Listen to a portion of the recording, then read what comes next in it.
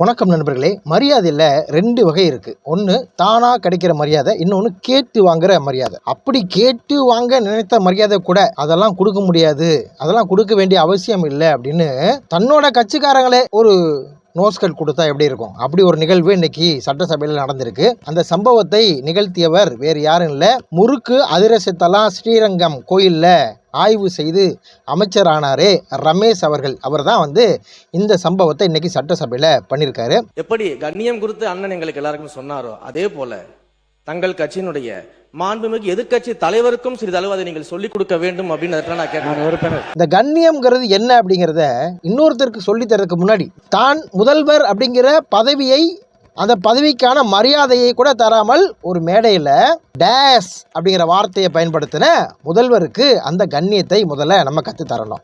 வாயில நல்லா வந்துரும் அப்படின்னு சொன்னார் இல்லையா, அந்த முதல்வருக்கு கண்ணியத்தை முதல்ல சொல்லி தரணும்.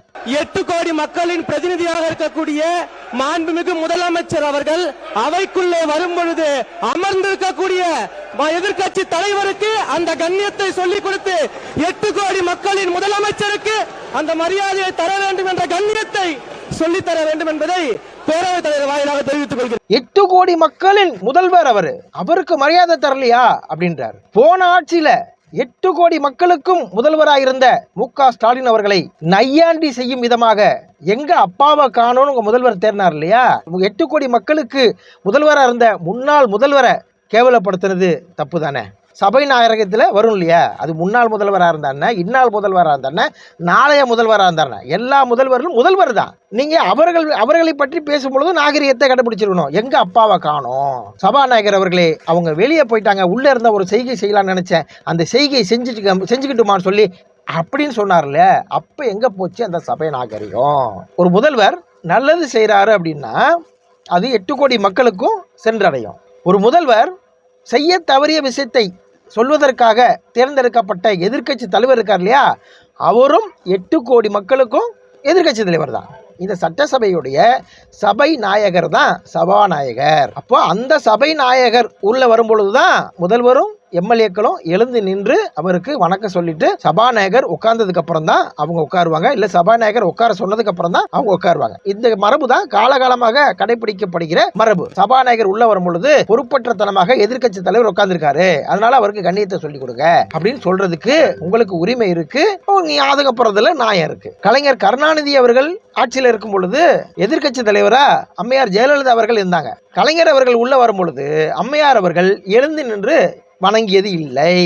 அம்மையார் அவர்கள் ஆட்சி கட்டில் ஏறாரு, அப்ப அவரு முதல்வர் ஆகிறார். கலைஞர் எதிர்கட்சி தலைவர் ஆகிறார்.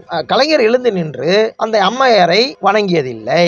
ஆனால் அம்மையாராக இருந்தாலும் சரி, கலைஞராக இருந்தாலும் சரி, யாரா இருந்தாலும் சபாநாயகர் வரும் பொழுது எழுந்து நின்று வணங்குவார்கள். அதற்கு சின்ன ஒரு உதாரணம் சொல்றேன்.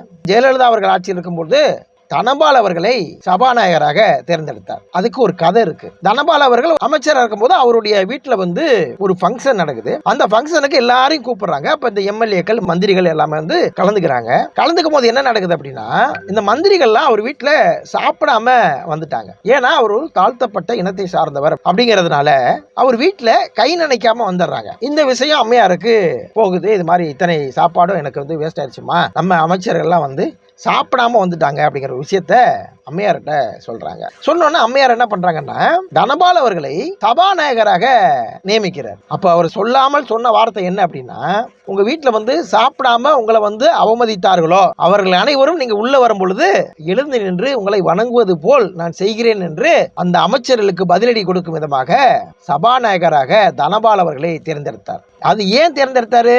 சபாநாயகர் வந்தால் முதல்வராக இருந்தாலும் சரி, எதிர்கட்சி தலைவராக இருந்தாலும் சரி, அது தாழ்த்தப்பட்டவராக இருந்தாலும் சரி, உயர்ந்த ரக இனத்தை சார்ந்தவராக இருந்தாலும் சரி, அனைவருமே சபாநாயகர் முன்பு எழுந்து நின்று சபாநாயகரை வணங்க வேண்டும். தன்னுடைய கருத்தை பேசுவதாக இருந்தாலும் கூட மாண்புமிகு சபாநாயகர் அவர்களே அப்படின்னு அவரை பார்த்து அவரை வணங்கிவிட்டு தான் பேச ஆரம்பிக்க வேண்டும். அதனால சபாநாயகர்ங்கிற பதவி அவ்வளவு முக்கியமான பதவி. அதனாலதான் அந்த பதவியை தனபால் அவர்களுக்கு கொடுத்தார். இது இன்னைக்கு இருக்கிற அமைச்சர்களுக்கு கூட தெரியுமாங்கிறது நமக்கு தெரியாது. ஆனா இது ஒரு பழைய வரலாறு. ஒன்னும் பிரச்சனை இல்லை. இப்ப என்ன, விஜய் அவர்கள் உள்ள வந்தா எதிர்கட்சி தலைவர் எழுந்து நின்று வணங்கணும், அவ்வளவுதானே?